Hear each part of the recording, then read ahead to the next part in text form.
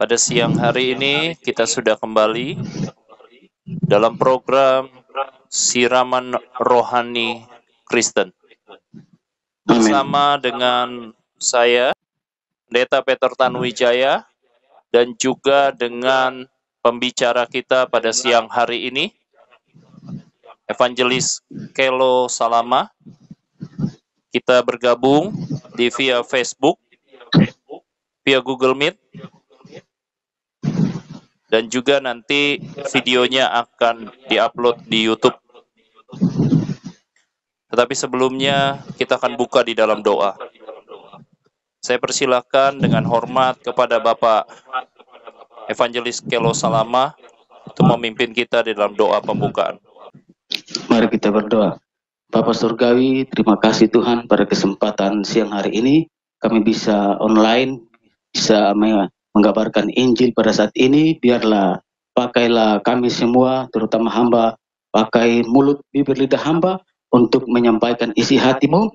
Biarlah seluruh dunia mengetahui bahwa Engkau Yesus satu-satunya keselamatan, Yesus satu-satunya juru selamat, dan Tuhan tidak ada yang lain selain dari Engkau. Pada saat ini, acara ini kami serahkan ke dalam tangan-Mu.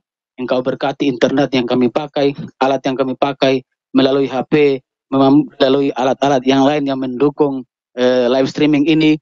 Kami bawa ke dalam tangan-Mu, biarlah Engkau tolong segera. Dalam nama Yesus, haleluya, amin. Haleluya. Shalom. Amin. Saya ucapkan Ya, shalom. semuanya terima kasih buat kehadirannya. Ada Bapak Yohanes dari Papua. Ya, tadi ada Bapak Yosua. Ya, shalom. Ya, Bapak Yosua Yasin, tapi ternyata beliau mungkin sinyalnya ya Shalom, shalom. keluar. Shalom Pak Yohanes. Ya, shalom Pak, shalom. Ya, shalom. Halo. Saya berikan waktu ke depan untuk Bapak Evangelis Kelo Salama membawakan firman Tuhan. Firman Tuhan kita pada siang hari ini bertemakan tentang keselamatan hanya ada di dalam Yesus Kristus. Saya persilakan kepada hambanya. Ya, terima kasih. Baik, shalom semuanya, Pak Evangelis, Pak Pendeta dari Papua, Yones, dan juga Pak Sony, dan juga tadi Pak Muhammad Yasin, mungkin lagi keluar sebentar, dan juga saya menyapa untuk para pemirsa yang secara online di Facebook maupun YouTube. Pada kesempatan hari ini, kesempatan yang luar biasa, di mana Tuhan izinkan untuk saya berbicara satu tema, berbicara tentang keselamatan hanya melalui Yesus. Nah, pada dasarnya dalam ilmu teologi, kalau kita belajar itu setidaknya ada tiga pandangan keselamatan. Ada tiga pandangan keselamatan itu yang kita tahu dalam dunia teologi, itu yang satu itu namanya pluralisme. Itu yang satu, yang kedua itu inklusivisme, dan yang ketiga itu eksklusif. Nah, saya tidak membahas jauh dari ketiga pandangan itu, tapi saya membahas tentang eksklusif, yang dimana pengakuan keselamatan itu hanya melalui Yesus satu-satunya. Nah, dalam hal ini kita akan melihat bahwa firman Tuhan dari dua sisi arti perjanjian lama dan perjanjian baru yang akan kita mengetahui secara bersamaan. Nah, di mana dua sisi dalam PB dan PL ini, di mana ayat-ayat menjelaskan bahwa keselamatan hanya dari Yesus saja dan tidak ada yang lain. Dalam perjanjian lama, keselamatan yang Yesus buat itu nampak dalam bayang-bayang, simbol, dan juga gambaran. Itu pun yang melakukan adalah Yesus sendiri. Nah, apa dasarnya perjanjian lama itu? Bahwa kita mentaruhkan Yesus di dalam sebagai aktor keselamatan itu sendiri. Bahwa Yesus sudah berada dalam perjanjian lama. Hal ini nampak ada beberapa dasar bertolak dari hal ini. Ada satu ayat yang tertulis dalam Yohanes 1 pada ayat yang ke-1. Di situ Alkitab berkata, pada mulanya adalah firman, dan firman itu adalah Allah sendiri. Perhatikan kata pada mulanya firman, dan firman itu adalah Allah. Berarti Yesus saat itu sudah ada. Yesus yang menjadi firman itu. Nah, dalam Wahyu 1 ayat 8 juga berkata, aku adalah Alfa dan Omega, firman Tuhan yang ada dan yang sudah ada. Berarti eksistensi Yesus itu bukan saja berada dalam perjanjian baru, tapi eksistensi Yesus itu sudah berada dalam perjanjian lama juga. Hal ini juga nampak dalam kata-kata Yesus sendiri dalam Yohanes 8 pada ayat 58. Yesus berkata, 56-58, Abraham bapamu bersuka cita bahwa ia akan melihat hari-hariku, dan ia telah melihatnya dan ia bersuka cita. Pada ayat yang ke-58 berkata, kata Yesus kepada mereka, aku berkata kepadamu, sesungguhnya sebelum Abraham jadi, aku telah ada. Berarti keberadaan Yesus itu kita jumpai dia bukan saja di perjanjian baru, tapi di perjanjian lama juga Yesus sudah ada. Musa pun berkata demikian. Dalam Ibrani 11 pada ayat yang ke-24-26. Karena iman maka Musa setelah dewasa menolak disebut anak putri Firaun. Ayat 26 berkata, ia menganggap penghinaan karena Kristus. Berarti Musa mengetahui tentang Yesus. Berarti Yesus sudah berada dalam perjanjian lama. Yohanes 17 ayat yang ke-5 berkata, oleh sebab itu, ya Bapa, permuliakanlah aku padamu sendiri dengan kemuliaanmu yang kumiliki di hadiratmu sebelum dunia ada. Berarti Yesus sudah ada sebelum dunia ada. 1 Petrus 1 pada ayat yang ke-20. Ia ini adalah Yesus telah dipilih sebelum dunia dijadikan. Berarti Yesus sudah ada. Mika 5 pada ayat yang ke-1. Tetapi engkau, hai Bethlehem, hai Efrata yang terkecil di antara kaum-kaum Yehuda, daripadamu akan bangkit bagiku seorang yang akan memerintah Israel, yang permulaannya sudah sejak purbakala, sejak itu dia sudah ada sebelum dia hadir sebagai wujud manusia. Tadi dikatakan ya, dalam Yohanes 1 ayat ke-3 malah dia pencipta langit dan bumi. Segala sesuatu dijadikan oleh dia, tanpa dia tidak ada satupun yang telah jadi dari segala telah dijadikan. Nah, berarti Yesus pencipta langit dan bumi. Kolose 1 ayat 16. Karena di dalam dialah telah diciptakan segala sesuatu. Berarti Yesus itu kekal, dia sudah ada sebelum dan dia pencipta. Kalau dia pencipta berarti dia juru selamat juga. Tidak ada keselamatan di luar Yesus. Karena eksistensi sudah ada dalam perjanjian lama. Itu yang harus kita paham. Nah, pada saat ini mari kita melihat, sekarang kita melihat bahwa Yesus itu yang membuat keselamatan di perjanjian lama melalui simbol, gambaran. Simbol-simbol gambaran, dan itu adalah Yesus. Yesus satu-satunya. Tadi sudah dipaham bahwa eksistensi Yesus itu sudah berada jauh sebelum dunia dijadikan, bahkan sebelum Abraham ada, dia sudah ada. Nah, mari kita melihat di manakah Yesus menolong menjadi juru selamat di perjanjian lama. Kita melihat walaupun wujudnya belum ada, tapi gambaran itu sudah ada. Nah, kita melihat waktu ketika langit dan bumi diciptakan, di situ hanya ada seorang, Adam dan Hawa. Dan ketika mereka jatuh dalam dosa, yaitu di Kejadian 3, apa yang terjadi saat Adam jatuh dalam dosa? Apakah Adam bisa menyelamatkan diri sendiri? Nah, ini harus kita tahu, bahwa kita tahu Yesus satu-satunya juru selamat. Apakah Adam bisa menyelamatkan diri sendiri, ataukah ada orang lain yang menyelamatkan Adam dan Hawa pada saat itu? Nah, apa penyebab Adam jatuh dalam dosa? Kita melihat pertama, Adam telanjang. Nah, apakah Adam bisa menutupi ketelanjangan itu, menutup malunya dia itu dengan pertolongannya dia sendiri? Apakah kalau tanpa bantuan Tuhan, apakah Adam bisa menolong diri sendiri? Mari kita buktikan. Kejadian 3 pada ayat yang ke-7 berkata, maka terbukalah mata mereka berdua, dan mereka tahu bahwa mereka telanjang. Lalu mereka menyamat daun pohon ara dan membuat cawat. Apakah ini bukan tindakan menyelamatkan diri sendiri?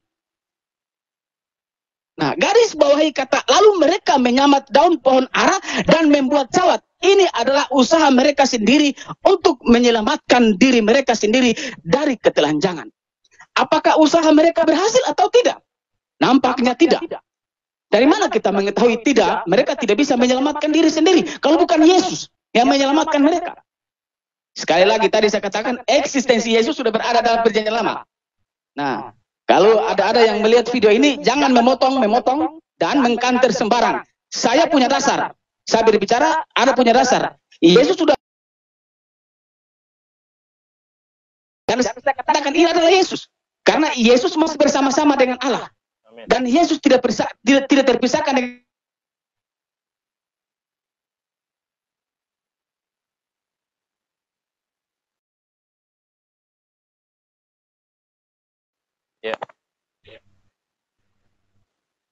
Tuhan menolong Adam, itu adalah Yesus. Di situ ada Yesus. Nah, dari mana kita mengetahui bahwa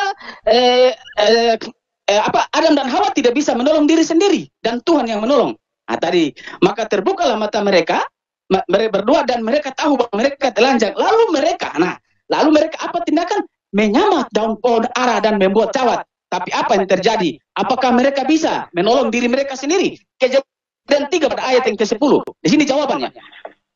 Ia menjawab, Yesus Tuhan, ketika aku mendengarkan bahwa engkau ada dalam taman ini, aku menjadi takut.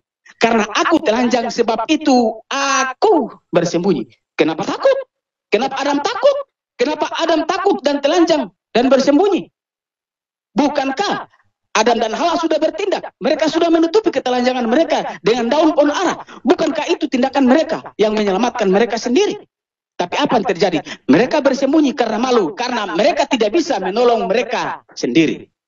Itu pertanda hanya Tuhan satu-satunya, Yesus satu-satunya adalah juru selamat. Lalu apa yang terjadi? Apa tindakan Tuhan selanjutnya? Nah, Tuhan mengambil alih. Lihat Kejadian 2:3 pada ayat yang ke-21. Dan Tuhan Allah membuat pakaian dari kulit binatang untuk manusia dan untuk istrinya itu, lalu mengenakan kepada mereka. Nah, berarti pertolongan satu-satunya juru selamat adalah Yesus yang adalah bersama-sama dengan Bapa pada saat itu. Tadi sudah dikatakan sekali lagi dalam Yohanes 1 pada ayat 1. Pada mulanya adalah firman, firman bersama-sama dengan Allah. Berarti yang menyelamatkan Adam dan Hawa itu Yahweh itu, dan itu adalah Yesus di dalam. Yes. Satu-satunya juru selamat adalah Yesus. Nah, lalu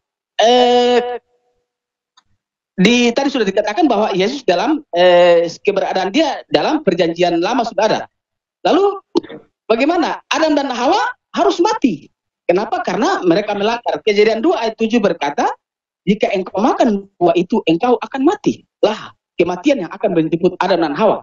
Tapi apa yang terjadi dengan pengorbanan darah? Itulah yang menyelamatkan Adam dan Hawa dari kematian kekal. Jadi Adam dan Hawa diselamatkan pada saat itu dengan darah. Dan itu wujud adalah Yesus sendiri. Dari mana kita mengetahui? 1 Korintus 15 pada ayat 45. Sebab ada tertulis, manusia pertama Adam harafiah, Adam harafiah menjadi makhluk yang hidup. Tetapi Adam yang akhirnya menjadi roh yang menghidupkan. Adam pertama adalah harafiah, Adam kedua adalah Yesus. Jadi satu-satunya keselamatan adalah Yesus yang adalah Allah itu sendiri. Berarti ketika Adam dalam ketelanjangan, Adam tidak mampu menolong diri sendiri. Hanya Tuhanlah. Bukankah Adam sudah menyamat ketelanjangan dengan daun pohon ara? Tapi kenapa dia masih malu?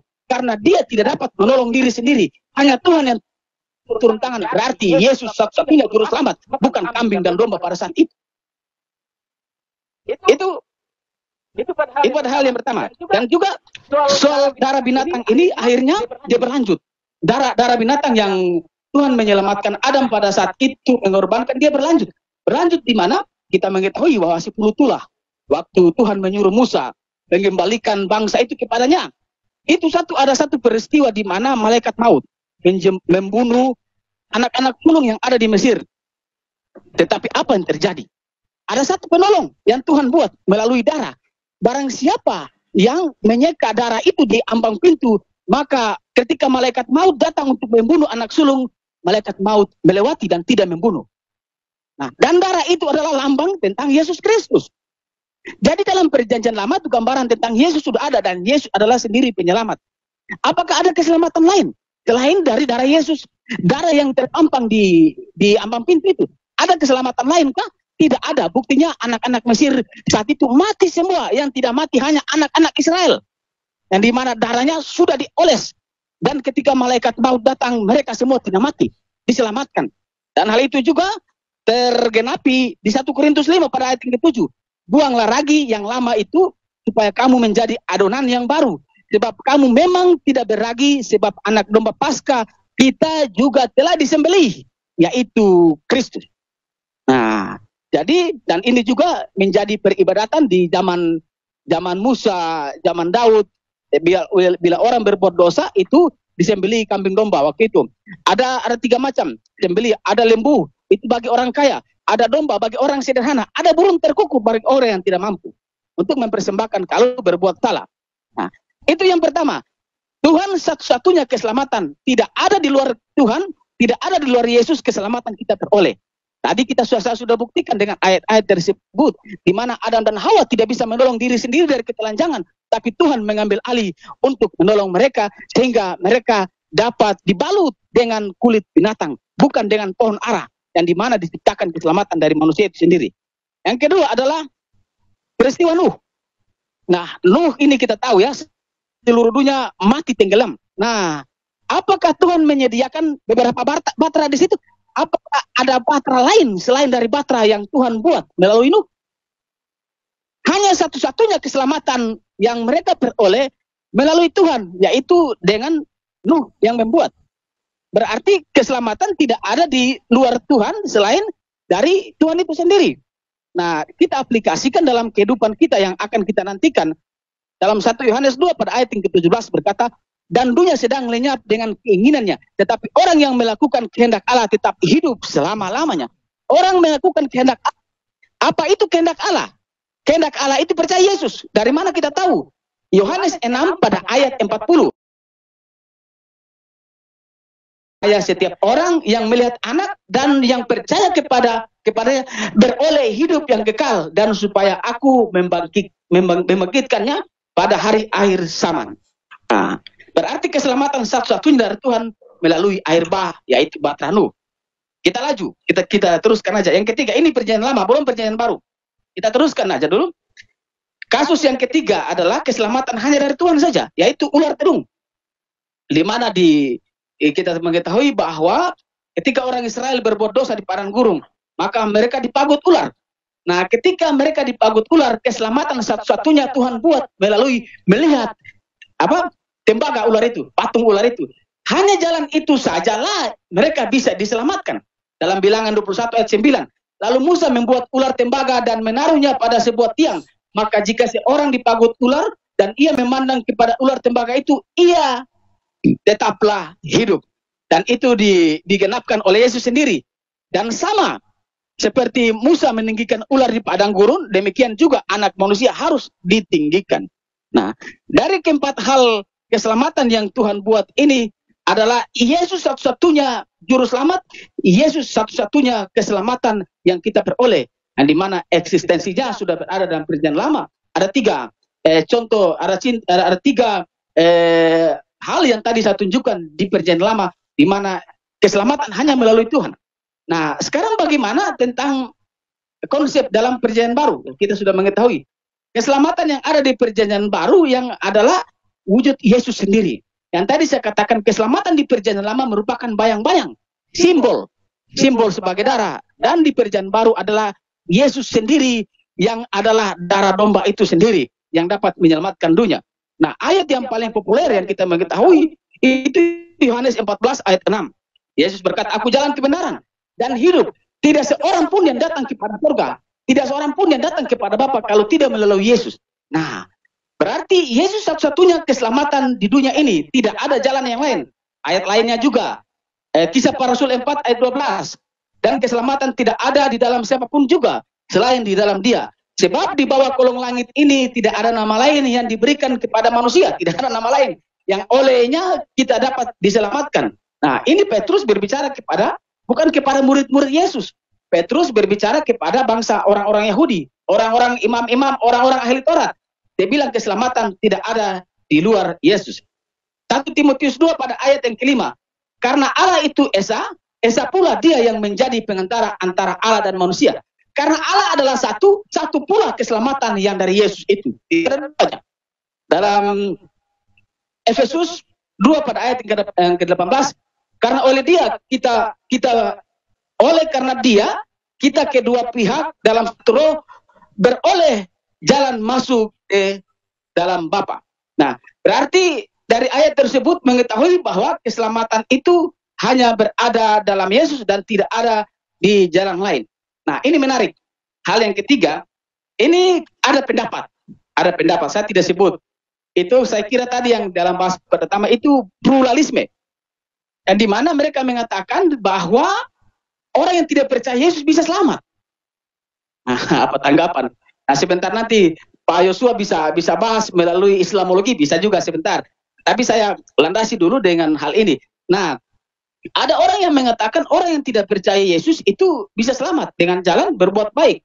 Orang yang punya Yesus itu khusus diberikan khusus bahwa orang akan diserupakan dengan Kristus. Tapi orang yang tidak mempunyai Yesus juga bisa selamat dengan berbuat baik. Apakah betul demikian? Kita buktikan ya. Kita buktikan saat ini. Betulkah orang yang tidak percaya Yesus, dan mereka berkata bahwa orang yang tidak percaya Yesus itu nantinya di sorga mereka masuk di bumi baru dan menjadi masyarakat. Jadi orang yang percaya Yesus itu memerintah bersama Yesus di sorga. Yang jadi masyarakat adalah orang yang tidak percaya Yesus, yang berbuat baik. Nah, benarkah demikian? Kita buktikan, jangan hanya omong. Kita buktikan melalui ayat Alkitab yang terlampir. 2 Petrus, apakah orang yang tidak percaya Yesus itu jadi masyarakat di bumi baru? 2 Petrus 3 ayat 13. Tetapi sesuai dengan janjinya, janji Yesus ini ada di kitab Yesaya, janji Tuhan. Kita menantikan langit yang baru dan bumi yang baru, di mana terdapat kebenaran. Terdapat kebenaran, bukan tidak benar. Nah, isi bumi ini orang-orang yang benar, berarti orang yang percaya Yesus, bukan orang yang tidak percaya Yesus. Nah, kita melihat dalam hal ini Wahyu. Nah, kita buktikan di Wahyu. Apakah orang yang tidak percaya Yesus itu bisa masuk bumi baru dan menjadi pemerintah yang menjadi masyarakat? Wahyu 21 ayat 1 dan 8. Apakah benar orang yang tidak percaya Yesus, garis bawahi, yang tidak percaya Yesus masuk dalam bumi baru? Wahyu 21 ayat yang ke-1 dulu. Lalu aku melihat langit yang baru dan bumi yang baru, sebab langit yang pertama dan bumi yang pertama telah berlalu, dan laut pun tidak ada lagi. Perhatikan garis bawahi pada ayat yang ke-8.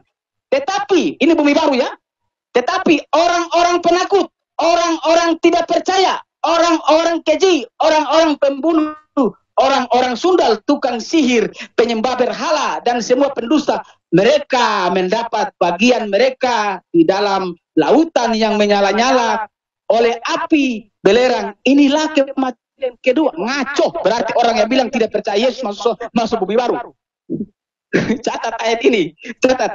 Ada pemahaman, ada pendeta besar, saya tidak sebut nama, kurang etis. Dia berkata, orang yang tidak percaya Yesus itu bisa selamat.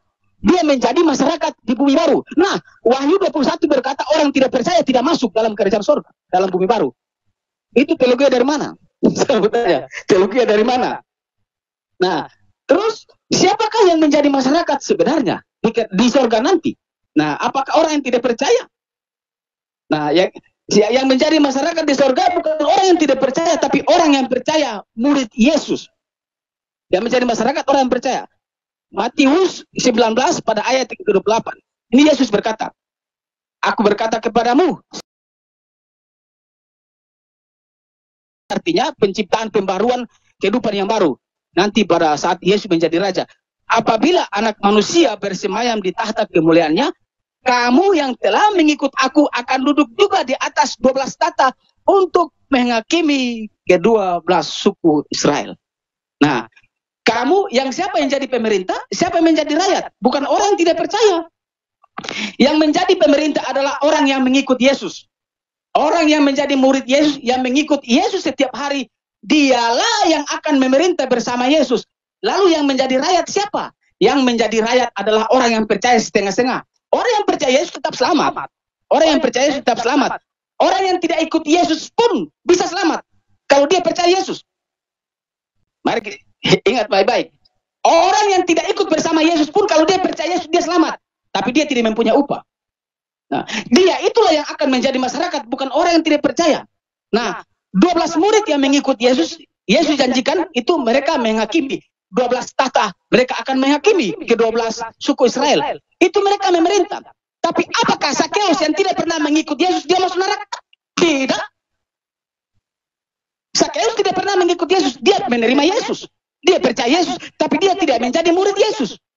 Tapi dia selamat. Dari mana buktinya? Lukas 19, 6, 8, 9. Lalu Sakeus segera turun dan menerima Yesus. Ingat, Sakeus menerima Yesus, berarti dia percaya Yesus. Tetapi Sakeus berdiri dan berkata kepada Tuhan, Tuhan, setengah dari milikku akan kuberikan kepada orang miskin. Dan sekiranya ada sesuatu yang kuperas dari seorang, akan kukembalikan 4 kali lipat. Lalu apa yang terjadi? Ayat 9. Kata Yesus kepadanya, hari ini telah terjadi keselamatan kepada rumah ini. Berarti Sakeus selamat. Dan dia tidak ikut Yesus. Dalam cerita Alkitab, dia tidak ikut Yesus. Tidak ikut Yesus. Tapi apakah dia tidak selamat? Dia selamat. Apakah Yohanes menjadi murid Yesus? Tidak. Tapi apakah dia tidak selamat? Nah, Yohanes mempunyai upah tersendiri. Tapi orang yang percaya Yesus akan diselamatkan. Mengenai keadaan saya tidak berbicara. Perempuan Sirofenesia, apakah dia ikut Yesus? Dia diselamatkan. Dia didoakan dan dia sembuh. Dan dia akan diselamatkan. Apakah orang gila yang ada di Gerasa? Ketika Yesus menyembuhkan dia. Dan dia hendak mau mengikut Yesus. Yesus berkata, Yesus melarang, jangan ikut saya. Tapi pulang ke rumahmu, beritahukan apa yang terjadi. Apakah orang Gerasa yang gila tidak selamat? Tentu selamat.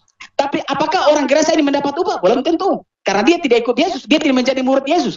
Tapi orang yang percaya Yesus, dia akan diselamatkan. Itulah yang akan menjadi masyarakat di bumi baru. Bukan orang yang tidak percaya. Nah tadi orang yang berkata, orang yang tidak percaya bisa selamat karena perbuatan baik. Nah ini saya bilang ngaco ini. Nah, jadi, karena kenapa? Alkitab itu, surga itu mempunyai ukuran. Nah, ada yang paling tinggi, ada yang paling terendah. Alkitab berkata, di dalam Yohanes 14 ayat 2, di rumah Bapakku banyak tempat tinggal. Berarti banyak lokasi. Matius 5 pada ayat yang ke-19. Karena itu siapa yang meniadakan salah satu perintah hukum Taurat sekalipun yang paling kecil dan mengajarkannya demikian kepada orang lain, ia akan menduduki tempat yang paling rendah. Berarti surga mempunyai kedudukan. Orang yang mengikut Yesus setiap hari menderita, melayani sama-sama seperti pastor kita, pendeta Yones, melayani Tuhan di mana-mana lewat apapun, pendeta Sony, pendeta Yosua, masa sama upah dengan orang yang hanya percaya Yesus yang tidak melayani? Beda dong. Orang yang percaya Yesus tetap dia pegang Yesus sampai mati dan dia tidak pernah melayani, dia masuk surga tapi dia tidak mendapat upah. Itulah masyarakat. Kalau saya katakan itulah masyarakat. Tapi orang yang memerintah, yang ikut Yesus setiap hari menderita bersama Yesus, dia akan memerintah bersama Yesus. Jadi beda porsi. Jadi bukan yang tadi yang ada hamba Tuhan mengatakan bahwa orang yang tidak percaya Yesus bisa selamat dengan perbuatan baik. Nah ini ngaco. ini repot. Teologi yang bahaya ini, yang harus kita sama-sama waspadai. Nah terakhir ya Pak Sony, sebentar lagi. Amin. Nah ini seru. Ini harus dengar baik-baik. Ini ada pertanyaan, bagaimana dengan orang yang tidak pernah mendengarkan Injil? Begitu kan? Saya tahu. Mungkin Pak Sony juga berpikir begitu. Saya akan ungkap. Bagaimana dengan orang yang tidak pernah mendengarkan Injil sama sekali? Apakah mereka selamat? Perhatikan. Apakah Roma 10, 9, dan 10. Sebab jika kamu mengaku dengan mulutmu bahwa Yesus adalah Tuhan, dan percaya dalam hatimu bahwa Allah telah membangkitkan dia dari antara orang mati, kamu akan diselamatkan. Karena dengan hati orang percaya akan dibenarkan, dan dengan mulut orang mengaku diselamatkan. Apakah orang tidak percaya bisa selamat? Perbuatan baikkah bisa menyelamatkan? Bagaimana tadi? Sekali lagi, orang yang tidak mendengarkan firman Tuhan, orang yang tidak mendengarkan Injil, apakah kalau Tuhan memasukkan mereka ke dalam neraka, apakah Tuhan tidak adil? Nah, sebenarnya begini. Sebenarnya itu, kalau orang masuk neraka itu malah itu Tuhan adil. Itu keadilan Tuhan. Karena seorang pun tidak bisa diselamatkan. Orang yang berbuat dosa harus mati sebenarnya. Nah, orang tidak percaya Yesus dikategorikan orang berdosa, orang yang harus mati. Lalu 1 Yohanes 1 ayat 8 dan 10. Jika kita berkata bahwa kita tidak berdosa, maka kita menipu diri kita sendiri dan kebenaran tidak ada dan kebenaran tidak ada di dalam kita. Jika kita berkata bahwa kita tidak ada berbuat dosa, tidak ada dalam diri kita. Nah, berarti keadilan Tuhan adalah neraka. Tapi pertanyaan lagi kembali, masih disodorkan pertanyaan, bagaimana kalau orang memang tidak benar-benar tidak pernah mendengarkan Injil? Apakah dia diselamatkan? Nah, ingat ya, Tuhan tidak bodoh. Tuhan tidak bodoh. Nah, tidak mungkin orang tidak pernah mendengarkan Injil. Ingat, Adam dan Hawa jatuh dalam dosa, apakah karena dia tidak pernah mendengarkan Injil? Apakah karena dia tidak pernah mendengarkan berita firman? Sehingga dia jatuh, sehingga dia menyalahkan Tuhan. Ya toh? Kejadian 2 ayat 17, sebelum dia jatuh Tuhan sudah peringati, jangan makan buah itu. Nah, ketika dia makan, apakah alasan dia tidak pernah mendengarkan Injil? Apakah karena itu? Nah, lalu kita mengetahui, apakah orang beralasan bahwa dia tidak pernah memang mendengarkan Injil? Benarkah dia tidak pernah mendengarkan Injil? Ingat, sebelum Yesus datang itu, kabar tentang Tuhan itu sudah ada. Sebelum kita lahir itu kabar tentang Tuhan itu sudah ada. Bahkan sebelum Yesus terangkat ke surga, itu berita tentang pergi jadikan semua bangsa murid itu sudah ada. Sebelum kita lahir, mana mungkin orang tidak pernah mendengarkan. sebelum kita lahir sekarang ini, itu para rasul-rasul dan para murid Yesus itu sudah memberitahukan Yesus. Sudah memberitahukan Yesus di mana-mana. Paulus keliling Asia. Semua murid, sampai mereka mati semua. Mereka sudah mengabarkan Injil. Lalu alasannya belum pernah mendengarkan Injil. Nah, ada satu perkara. Kalau tidak pernah mendengarkan Injil, dia bohong. Sekarang Facebook di mana-mana, YouTube di mana-mana. Itu orang bisa bilang salam di mana-mana. Itu adalah Injil. Itu perwakilan. Nah, kalau dia tidak terima Injil, berarti dia tidak mau. Dia tidak mau terima Injil. Sekarang, jangankan sekarang Facebook, YouTube, di zaman dulu juga Injil sudah terpapar di mana-mana, sudah disebarkan di mana-mana. Jadi tidak ada alasan bilang tidak mendengarkan Injil. Yang pertama, yang kedua, kalau sampai orang itu tidak mendengarkan Injil, salah pendeta, salah hamba Tuhan. Kenapa dia tidak kabarkan Injil? Kenapa dia tidak kabarkan Injil? Mungkin karena dia takut dibunuh dan sebagainya. Nah, karena Yesus sudah berpesan, pergilah jadikanlah semua bangsa murid. Nah, kalau ada orang sampai tidak mendengarkan Injil, berarti hamba Tuhan, orang yang percaya Yesus, yang sudah diselamatkan, dia tidak beritakan Injil. Yang pertama tadi, tidak mungkin dia tidak mendengarkan Injil, karena Injil sudah diberitakan sebelum kita lahir. Sudah diberitakan. Kalau dia tidak mendengarkan Injil, berarti dia sendiri yang menolak, bukan tidak mendengarkan. Injil itu kan tidak harus berkhotbah, tidak. Nama Yesus sudah tersebar di mana-mana. Facebook, makanya kita sebagai anak Tuhan, ayo sebarkan Injil, sebarkan Yesus di Facebook. Ayo, Yesus adalah Tuhan. Mau ngomong aja, bodoh amat. Itu kita untuk menggenapi dari Injil pesan Yesus amanat agung. Nah, lalu yang ketiga, ini pertanyaan lagi kembali. Lalu bagaimana dengan orang-orang yang memang tidak pernah mendengarkan Injil sama sekali? Tidak pernah. Nah, tidak usah ajar Tuhan. Tidak usah ajar Tuhan. Roma 2 ayat 15. Sebab dengan itu mereka menunjukkan bahwa, kita baca dari ini, sebentar saya buka. Roma 2 ayat 14. Apabila bangsa-bangsa lain yang tidak memiliki hukum Taurat, oleh dorongan diri sendiri melakukan apa yang dituntut hukum Taurat. Nah, jangan ajar Tuhan. Jangan ajar Tuhan. Jangan ajar Tuhan. Nah, jadi dituntut hukum Taurat, maka walaupun mereka tidak memiliki hukum Taurat, mereka menjadi hukum Taurat bagi mereka sendiri. Jadi kalau sampai orang memang tidak pernah sama sekali mendengarkan firman Tuhan, Injil, maka Tuhan hadir dalam hidup mereka melalui hati nurani. Jadi tidak usah khawatir. Yang penting kita menginjil. Tuhan akan ada. Bagaimana mereka diselamatkan? Yesus sendiri yang menyelamatkan. Bagaimana caranya?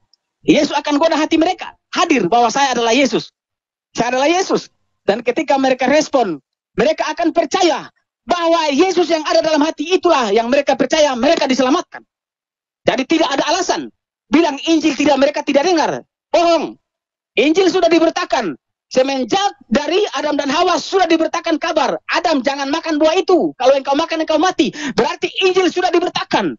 Bahkan sebelum kita lahir, itu juga Injil sudah diberitakan. Pergilah, jadikanlah semua bangsa murid. Injil sudah diberitakan. Jangan alasan tidak pernah mendengarkan Injil. Sekarang Facebook, YouTube, di mana-mana, Injil sudah diberitakan semua. Tidak ada lagi bilang Injil tidak diberitakan. Kalau sampai orang itu mati dalam kesalahan dan tidak mendengarkan Injil, salah siapa? Yang pertama, salahnya dia, karena dia menolak Injil yang sudah diberitakan. Yang kedua, mungkin hamba Tuhan tidak memberitakan. Tapi kalau memang benar-benar dia tidak mendengarkan Injil sama sekali, jangan pernah menolong Tuhan. Tuhan akan hadir dia dalam hati nurani. Dan dia, Alkitab jelas tadi mengatakan bahwa dalam Roma berkata bahwa Roma 2 ayat 14, apabila bangsa lain yang tidak memiliki hukum Taurat oleh dorongan diri sendiri melakukan apa yang dituntut hukum Taurat, maka walaupun mereka tidak memiliki hukum Taurat, mereka menjadi hukum Taurat bagi mereka sendiri. Jadi kalau ada orang-orang, siapa yang tidak pernah mendengarkan Injil? Idiot, tidak pernah mendengarkan Injil, orang gila. Mungkin. Siapa lagi? Orang di zaman Perjanjian Lama, orang pedalaman. Mereka, kalau mereka tidak mendengarkan Injil sama sekali, jangan khawatir. Hati nurani mereka punya loh, yang Tuhan ciptakan. Nanti Tuhan Yesus hadir dalam hati nurani mereka. Dia akan kabarkan Injil melalui mereka dan mereka terima. Kalau mereka pun tolak, itu yang dinamakan mendukakan Roh Kudus dan tidak ada pengampunan. Jadi Yesus, dan ayat 16 itu kan jelas. Roma 2 pada ayat yang ke-16. Hal itu nampak pada hari bila mana Allah sesuai dengan Injil yang kuberitakan akan menghakimi segala sesuatu yang tersembunyi dalam hati manusia oleh Kristus Yesus. Amin. Siapa yang melawan? Injil, jangan alasan Injil tidak diberitakan. Injil sudah diberitakan di mana-mana. Semenjak Adam dan Hawa sudah diberitakan jangan makan buah itu. Semenjak apa? Setelah Yesus sebelum terangkat ke surga, dia berpesan, pergi jadikan sebuah bangsa murid. Terus hari gini 2021 belum mendengarkan Injil, jangan alasan kepada Tuhan. Oh Tuhan, saya tidak pernah mendengarkan Injil. Jangan bohong. Kamu sudah mendengarkan, kamu tolak itu. Kalau memang benar-benar orang tidak mendengarkan, maka hati nurani bekerja. Tuhan Yesus hadir melalui hati nurani. Orang pedalaman, orang idiot, orang gila, orang apapun yang tidak pernah mengenal Yesus, dia hadir dan mereka akan percaya Yesus. Mereka diselamatkan. Tapi orang yang tidak percaya, coba yang menolak Yesus, murka loh, belief. Orang Halmahera bilang belief. Jadi tidak ada keselamatan di luar Yesus. Yesus satu-satunya jalan keselamatan. Jadi inilah firman, biarlah menjadi bekal dalam kehidupan kita bahwa keselamatan hanya melalui Yesus satu-satunya. Menerima Yesus selamat, tolak Yesus tamat. Ya. Tuhan Yesus memberkati, biarlah firman ini menjadi berkat bagi seluruh dunia dan bagi kita semua. Saya kembalikan kepada Pastor Sony. Shalom. Haleluya. Puji Tuhan. Kita sudah mendengarkan penjelasan yang komplit panjang lebar dari Evangelis Kelo Salama.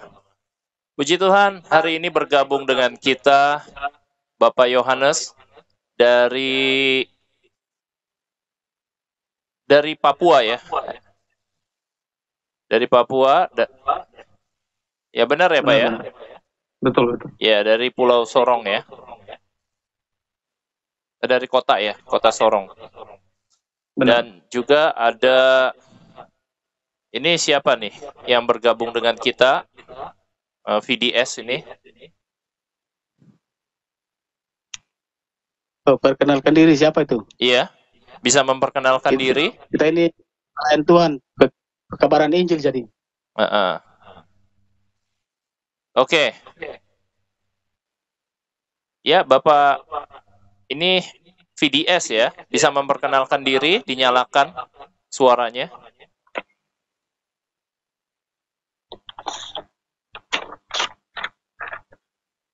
Oke, kita sudah mendengarkan begitu panjang lebar penjelasan dari Bapak Evangelis Kelo Salama mengenai keselamatan hanya ada di dalam Yesus Kristus. Dijelaskan tadi bagaimana eksistensi daripada Yesus sendiri sudah ada sejak zaman Perjanjian Lama sampai dengan zaman Perjanjian Baru. pertolongan Tuhan, ya, keselamatan itu, bagaimana manusia tidak bisa menyelamatkan dirinya sendiri, harus ada campur tangan Tuhan, Allah, ya. Nah, mungkin ada pertanyaan dari Bapak Yohanes atau dari rekan kita, Bapak VDS ini. Saya persilakan. Iya, shalom. Ya, shalom. Halo, Ya, salam, salam. dengar ya? Halo. Ya, jelas Pak. Ya, kita terima kasih untuk sharing. Mungkin bertanya atau menambahkan, silakan. Saya mau tanya saja sih, Oh, ya. penjelasan biar teman-teman publik juga bisa dengar. Mohon saran untuk terkait dengan ada banyak orang yang akhir-akhir ini kan sedang viral untuk bagaimana mereka mempertanyakan tentang ketuhanan Yesus. Ada yang bilang dia sebagai nabi, ada yang bilang dia sebagai rasul, ada yang bilang dia sebagai utusan. Dalam hal ini biar coba Pak Kelo bisa jelaskan, include dengan ayat-ayat penopang juga supaya menjadi catatan bagi teman-teman kita. Walaupun mungkin banyak sudah tahu, tapi sebagian besar mungkin masyarakat awam belum tahu persis karena mereka juga mungkin sebagai Kristen biasa-biasa tidak dibekali dengan pengetahuan yang benar, akhirnya bisa diombang-ambingkan dengan berbagai macam pengajaran-pengajaran yang tidak menimbulkan, artinya memperkuat iman mereka pada Kristus. Ya, terima kasih hambanya. Kita langsung, saya tidak menjelaskan seperti yang ada beberapa pakar apologet yang mengatakan biasanya mereka mengambil Yohanes 11 ya, Yohanes 13 ya. Aku yang adalah guru dan Tuhan, itu mereka mengambil, tapi ayat itu menurut saya tidak kuat. Karena kalau dalam bahasa asli itu kata guru, kata Tuhan di situ kan kurios. Jadi dia merujuk kepada Tuhan bisa, kepada Tuhan bisa. Nah, ada satu ayat yang menarik yang akan kita langsung to the point saja, to the point ya. Dalam Lukas 8. Lukas 8 ini yang tadi saya pernah singgung, itu kalau kita baca dari ayat tentang Yesus mengusir roh jahat dari orang gerasa. Nah, ini kalau dalam ilmu hermeneutik dan eksegesa kita bisa melihat apa yang terjadi, siapa yang terlibat di situ. Nah, itu terjadi. Nah, di sini kalau kita melihat dalam Lukas 8 ayat 26 di situ terjadi sini inilah peristiwa orang gila yang dimana Yesus dia sembuhkan itu orang gila itu pada ayat yang ke-38, Lukas 8 ayat 38, ini kita singkat ya, nanti pelajari sendiri. Dan orang yang telah ditinggalkan setan-setan itu meminta supaya ia diperkenankan menyertai Yesus, mengikut Yesus. Tetapi Yesus menyuruh dia pergi, katanya. Nah, apa kata Yesus itu? Ayat 39, pulanglah ke rumahmu dan ceritakanlah segala sesuatu yang telah diperbuat Allah atasmu. Nah, apakah Yesus tidak pernah mengaku Allah? Apakah Yesus tidak pernah mengaku Yahweh? Apakah Yesus tidak pernah mengaku Elohim? Dengar saudara, yang sementara melihat hal ini, Anda yang tidak percaya, Yesus pernah mengatakan aku Tuhan. Siapa yang bantah ayat ini? Silakan. Nah, ini Yesus berkata kepada orang yang disembuhkan dari orang gila ini. Nah, sekarang pertanyaannya, siapa yang menyembuhkan? Yang menyembuhkan adalah Yesus sendiri, yang menyembuhkan orang-orang itu. Lalu yang menyuruh pulang itu siapa? Yesus. Lalu Yesus berkata, pulang ke rumahmu dan ceritakanlah kepada keluargamu apa yang diperbuat Allah atasmu. Berarti secara terang-terang, secara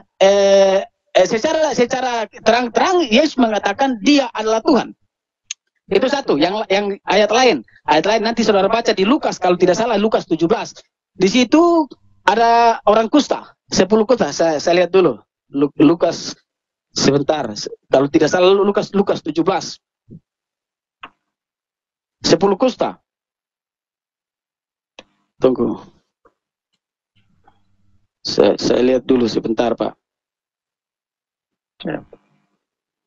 10 kusta itu Lukas berapa ya? Lukas 17 ya? Lukas 17.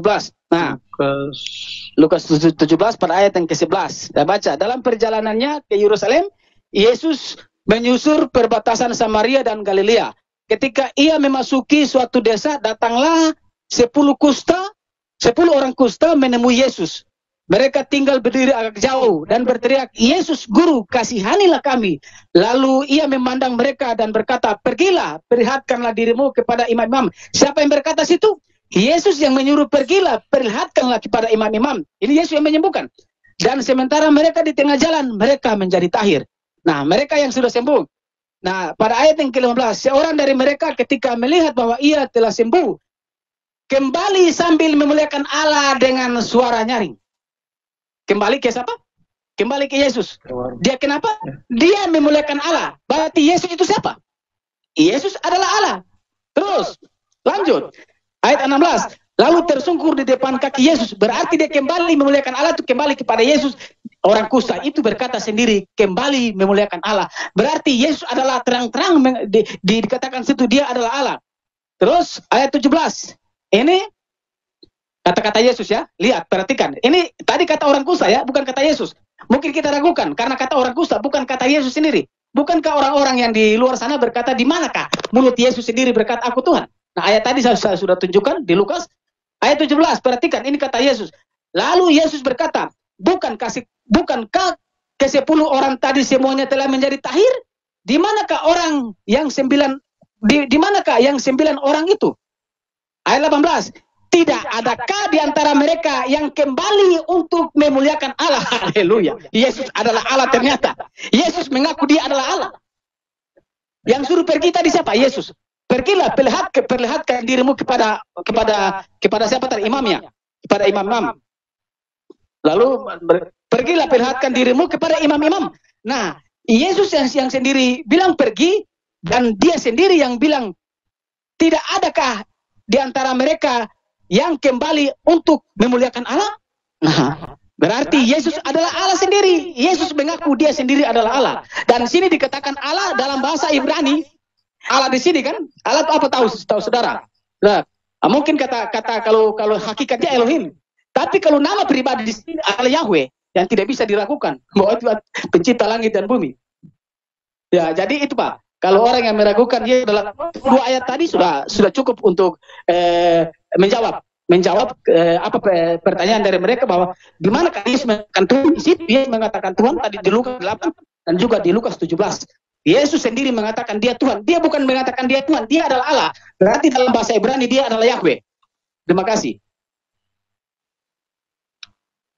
Baik. Ya, shalom. Jelasannya Pak hambanya. Ya, apakah sudah jelas? Penjelasan hambanya. Sudah. Nah, puji Tuhan. Ya. Ya, mungkin ada pertanyaan lagi?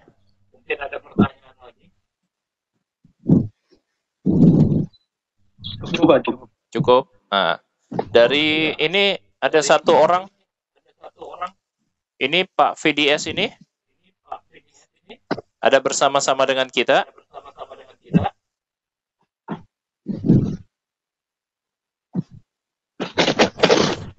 Iya, Pak. Ya, shalom. Shalom, Pak. Ya, boleh perkenalkan dulu, Pak, namanya. Oh, baik. Sebelumnya, mohon maaf telat nih masuknya. Iya. Ya.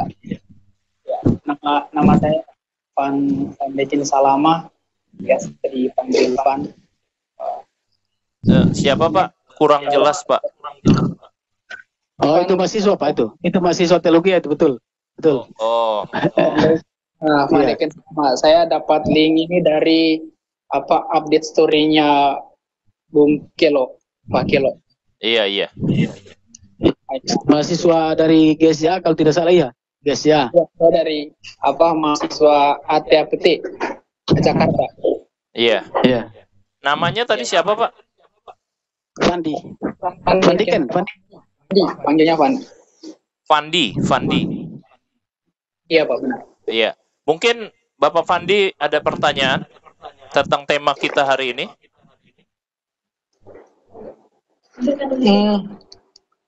Sejujurnya saya masuknya telat ya Pak, jadi nggak ini sih, nggak apa ya, mau bertanya apa gitu. Iya, tema tadi ini tentang keselamatan hanya satu, hanya dalam Yesus, tidak ada keselamatan di luar Yesus. Dan tadi memang sudah komplit penjelasan. Jadi mengenai itu sih, kayaknya saya bukan bertanya, tapi saya mau bilang saya percaya.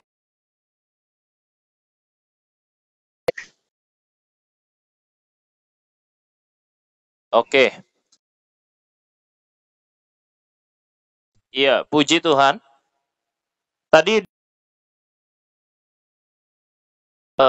Bapak Evangelis Kelo Salama, mungkin bisa diterangkan tentang bagaimana cara Tuhan bekerja melalui hati nurani.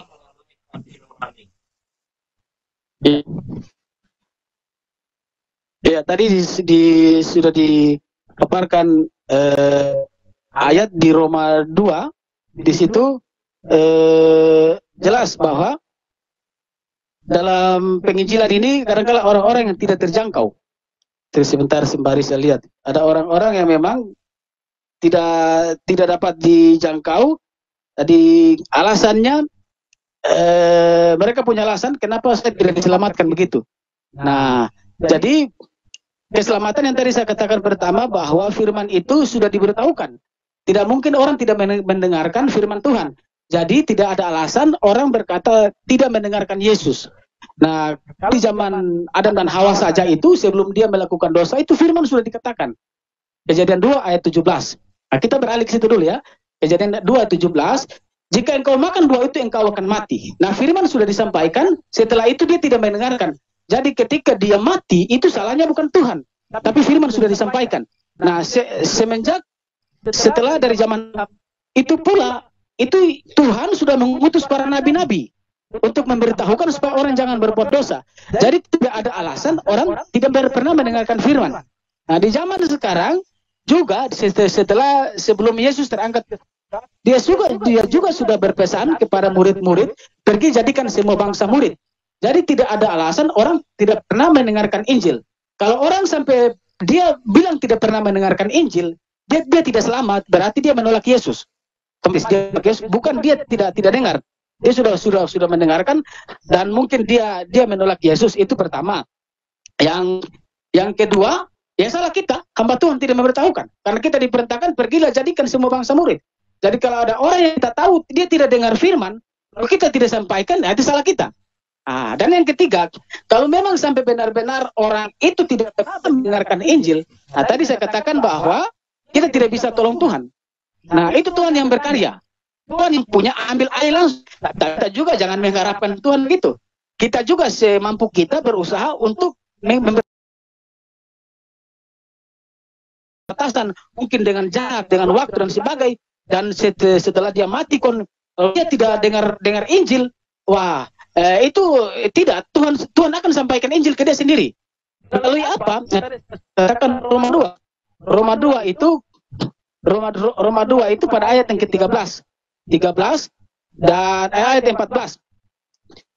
Apabila bangsa-bangsa lain yang tidak memiliki hukum Taurat, oleh dorongan hati, oleh dorongan diri sendiri melakukan apa yang dituntut hukum Taurat, maka walaupun mereka tidak memiliki hukum Taurat, mereka menjadi hukum Taurat bagi diri mereka sendiri. Kita loncat ayat 16.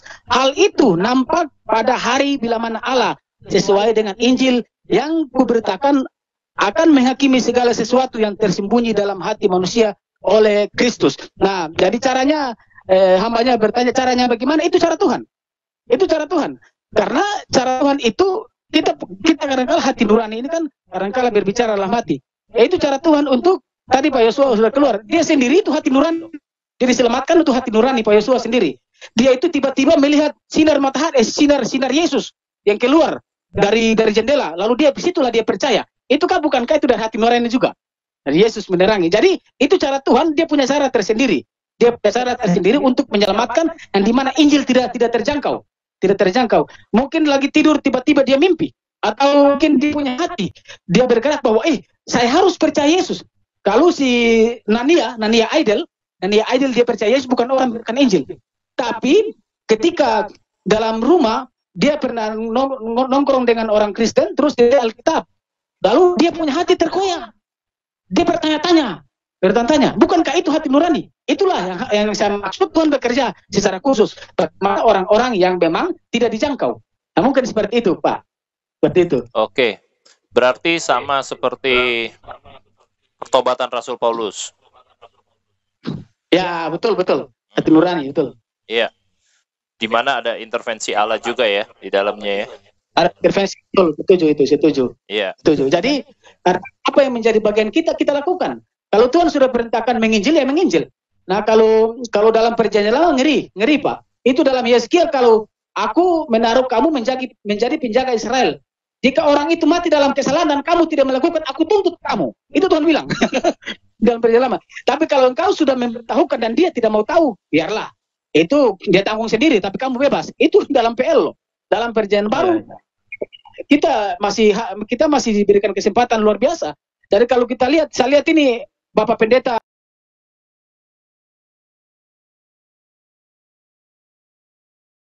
Injil dan dia juga berkata Injil juga.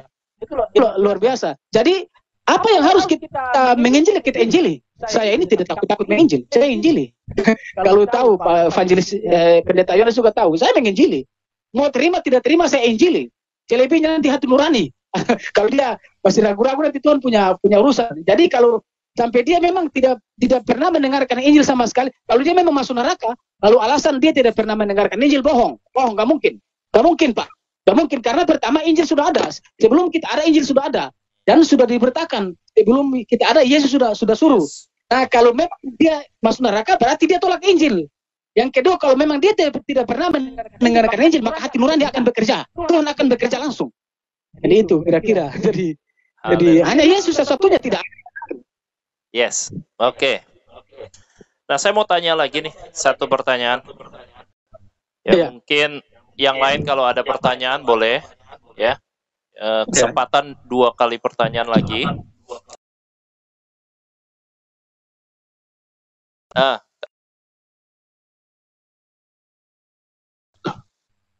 Keselamatan itu ada yang berkata bahwa keselamatan sekali.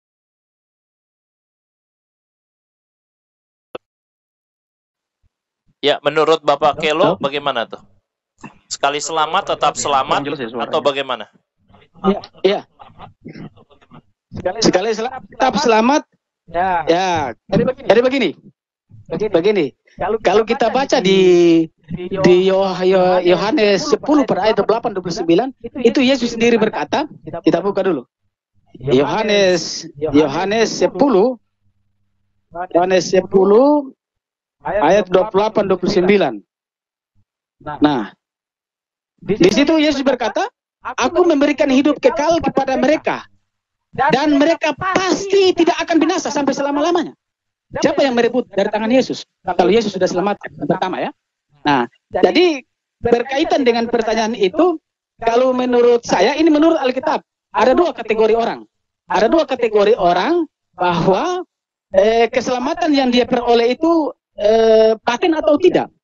Nah, paten atau tidak. Yang pertama, keselamatan itu paten kalau dia punya Roh Kudus. Kalau dia punya Roh Kudus, keselamatan itu paten. Nah, kenapa paten? Ketika Yesus berkata kepada murid-murid, ini kan termasuk Yudas di sini. Aku memberikan hidup kekal dan tidak ada seorang pun yang dapat merebut dari tanganku. Pertanyaannya, kenapa Yudas mundur? Berarti ayat ini tidak berlaku. Tidak, bukan begitu caranya. Cara nalarnya bukan begitu. Nah, Yesus berbicara pada saat itu, apakah sudah ada Roh Kudus? Belum. Kuasa Roh Kudus ada, tapi peranan Roh Kudus secara pribadi belum ada. Karena kenapa? Yesus belum mengutus. Nah, jadi makanya sekalipun Yesus mengatakan aku memberikan hidup kekal kepada mereka, masih punya kesempatan untuk murtad. Karena belum paten. Apakah Yesus sudah buat keselamatan saat itu? Belum, karena Yesus belum mati. Jadi aku memberikan hidup kekal kepada mereka, itu nanti ketika Yesus disalib. Kehidupan kekal itu barang siapa bertahan, maka dia akan memperoleh. Nah, ketika dia memperoleh hidup kekal itu, maka tidak akan yang bisa memisahkan dia dari Yesus. Nah, Tetapi apakah keselamatan bertahan sampai selama-lamanya? Tergantung kategori.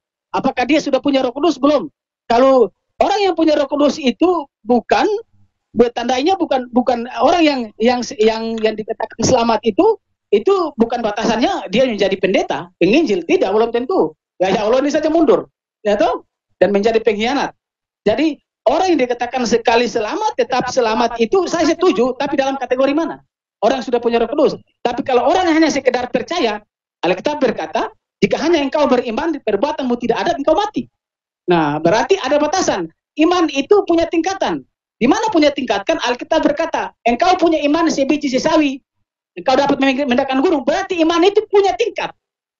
Tingkat manakah keselamatan itu tidak bisa dicopot? Nah, tingkat seperti murid-murid yang bertahan.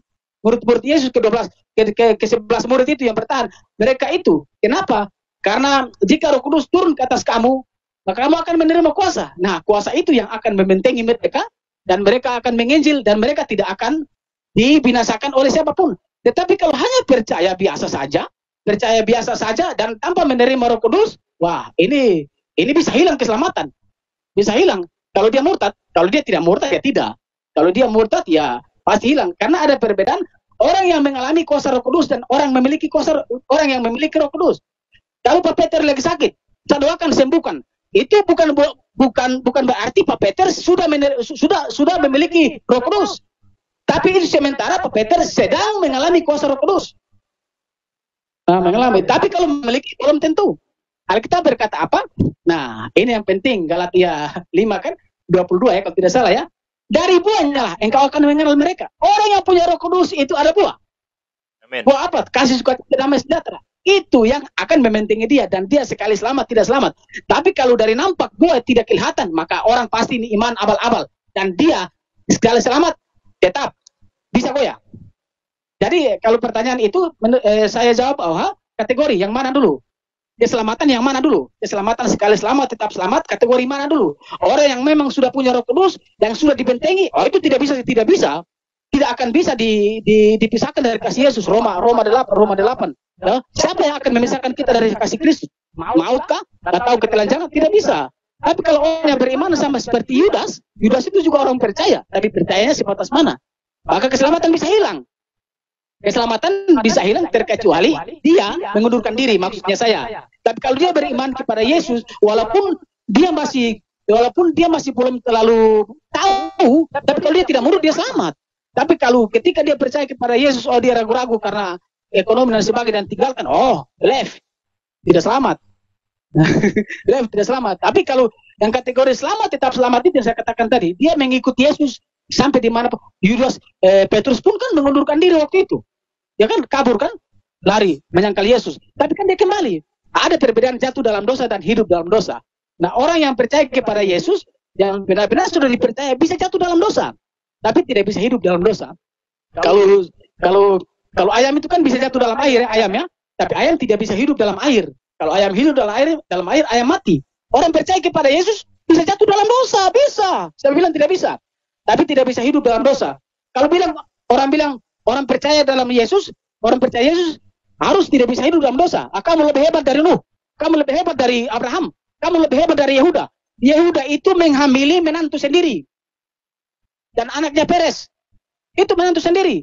Siapa lebih hebat dari Daud yang ambil istri orang lalu bunuh? Tapi dia selamat.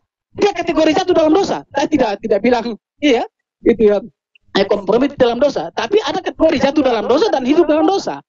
Nah, orang yang percaya kepada Yesus sungguh-sungguh, beriman kepada Yesus sungguh-sungguh, dia selamat tetap selamat. Nah, tapi kalau orang yang percaya setengah-setengah, ya dia keselamatan bisa hilang, tergantung dia. Itu ludah sini, habis ini kita bahas. Cuma karena waktu terbatas. Ini kategori satu kali. Ayo kita bahas yang ini. Kalau selamat tetap selamat itu. Ini kita bahas dari akar-akar, kita cabut. Haleluya. Kita cabut nanti. Oke, puji Tuhan. Terima kasih buat jawabannya. Terima kasih juga buat firman-Nya. Mungkin masih ada satu lagi pertanyaan.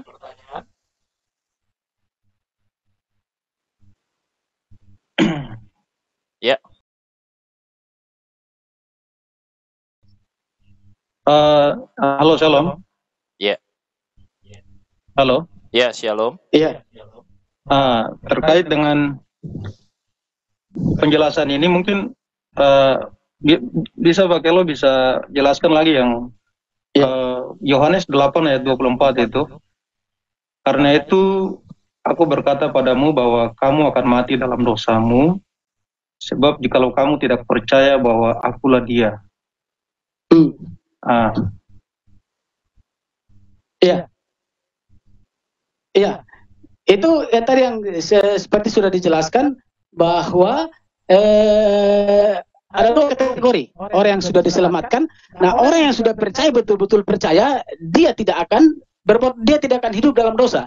Tapi kalau yang kategori yang Yohanes 8 ayat berapa tadi? 24. Yohanes 8 ayat Yohanes 24 saya lihat ya. Nah, karena aku berkata, nah, kita lihat. Nah, ini Yesus berkata kepada siapa? Nah, kita tahu kan? Kalau kita baca ayat 21, di situ Yesus berkata kepada banyak orang. Nah, maka Yesus berkata pula kepada banyak orang, aku pergi dan kamu akan mencari aku, tetapi kamu akan mati dalam dosamu. Nah, lalu dalam ayat 24 ya. Karena itu 24. Karena itu tadi aku berkata kepadamu bahwa kamu akan mati dalam dosamu. Sebab jika kamu tidak percaya bahwa akulah dia, kamu akan mati. Jelas ini. Kalau orang tidak percaya Yesus sebagai utusan Bapa, dia akan mati. Dia akan mati. Akan mati dan masuk neraka. Jadi ini ayat ini sangat jelas bahwa orang yang tidak percaya Yesus, ya hanya Yesus satu-satunya juru selamat. Hanya Yesus satu-satunya keselamatan dari dunia.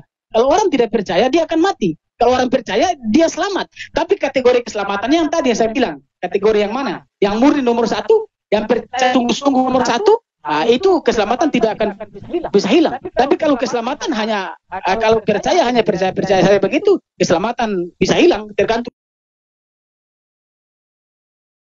sendiri berbicara kepada orang banyak. Bukan kepada murid-murid, kepada orang banyak ini. Yang dimana mereka itu kan orang Yahudi. Salibkanlah dia. Jadi kepada orang banyak. Sekalipun mungkin kepada murid. Ada juga Yesus berkata kepada gitu, kepada murid-murid. Kalau ketika 70 murid mundur, adakah di antara kalian mundur juga? Yesus menawarkan kepada Petrus dan teman-teman. Lalu Petrus bilang tidak. Perkataanmu adalah perkataan yang hidup. Jadi artinya Yesus bisa berbicara kepada murid-murid pun jika mereka tidak percaya. Dan terbukti kan salah satunya dari murid Yesus itu yang tidak percaya itu bukan tidak percaya. Awalnya memang percaya. Yudas itu percaya juga, tapi akhirnya menjadi tidak percaya. Kalau Yudas tidak percaya, berarti waktu dipanggil pertama Yudas sudah tidak ikut. Tidak mungkin. Dan Yudas pun diberikan kuasa untuk menyembuhkan orang. Diberikan kuasa. Tapi kita tahu sendiri Yudas mundur. Nah, itulah kira-kira gitu Pak Pendeta. Jadi orang tidak percaya memang selamat. Karena jika kamu tidak percaya, akulah dia ya itu. Ya, akulah dia ya. Aku itu ya Tuhan. Dia yang mengutus. Kurang lebih begitu, Pak. Haleluya. Sudah jelas ya, Pak Yohanes ya? Sudah mantap. Ya. Oke. Kita akan menutup ya karena sudah waktunya. Puji Tuhan, terima kasih buat hambanya Bapak Evangelis Kelo Salama atas waktu yang disediakan untuk membawakan kebenaran firman Tuhan. Juga terima kasih buat kesediaan teman-teman semua yang turut ambil andil di dalam program siraman rohani pada siang hari ini. Bapak Yohanes dari kota Sorong, Papua, dan juga Bapak Fandi. Tadi juga ada Bapak Muhammad Yasin, tapi beliau mungkin sinyal, jadi beliau keluar. Ya, puji Tuhan. Nanti juga kapan-kapan kita bisa undang Bapak Yohanes untuk menjadi pembicara. Amin. Atau Bapak Muhammad Yasin, ya. Siap. Nah, puji Tuhan. Hari ini kita akan tutup. Saya minta kesediaan dengan hormat Bapak Pendeta Yohanes bisa tutup kita di dalam doa pada siang ini. Baik. Haleluya, mari kita berdoa.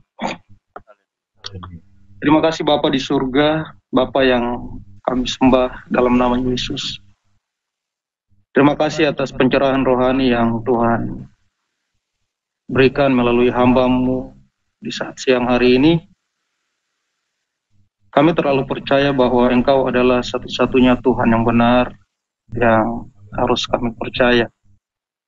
Karena di bawah kolong langit ini tidak ada nama lain yang memberikan kami keselamatan, hanyalah nama Yesus.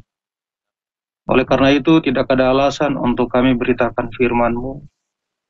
Tidak ada alasan untuk kami diam, tidak ada alasan untuk kami terlena dengan situasi, keadaan yang ada.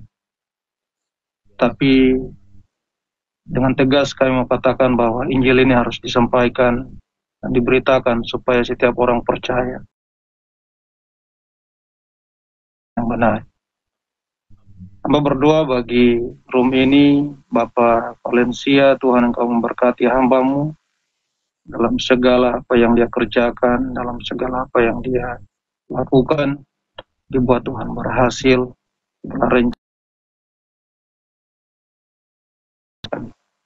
Hamba juga berdoa bagi hamba-Mu, Penjelis, Pak Pendeta Kelo, Tuhan Engkau memberkati dia dalam segala apa yang dia kerjakan. Amin. Termasuknya Tuhan Engkau memberkati, jauhkan segala insiden kecelakaan apapun yang Dalam nama Yesus. mau menggerogoti setiap kehidupan tubuh, jiwa, dan rohnya dalam perlindungan Tuhan. Haleluya. Mempertaruhkan hamba-Mu Pak Kelo ke dalam tangan Tuhan, dimanapun dia berada untuk memberitakan Injil. Amin. Tuhan terus taruhkan dari setiap mulut lidahnya roh kenabian Tuhan. Amin. Biarlah setiap Injil yang keluar, semua itu berasal daripada Tuhan. Amin. Bapak berdoa bagi saudara-saudara terkasih yang hadir saat siang hari ini, bahkan yang sedang menonton, Tuhan Engkau memberkati mereka. Amin. Dalam segala kehidupan, dalam segala pertumbuhan rohani mereka, Tuhan. Pakai mereka menjadi alat Tuhan, supaya mereka juga menjadi suratan Kristus yang terbuka bagi banyak orang. Terima kasih Bapa di sorga. Ini doa dan ucapan syukur kami Tuhan. Diserahkan semua kehidupan kami hari ini ke dalam tangan Tuhan. Dan kami percaya bahwa tangan Tuhan tidak pernah melepaskan kami dari pagi, siang maupun malam. Amin. Berkat Tuhan menjadi bagian bagi setiap orang-orang yang bersalah. Dan taruhkanlah roh-Mu Tuhan dalam setiap kehidupan kami, supaya setiap hari kami terus tinggal dalam hadirat Tuhan, menikmati kebaikan Tuhan, menikmati pertolongan Tuhan, janji Tuhan. Amin. Terus mengalir dalam setiap kehidupan kami. Nama Tuhan dipuji, dimuliakan. Haleluya, haleluya. Amin. Amin. Amin.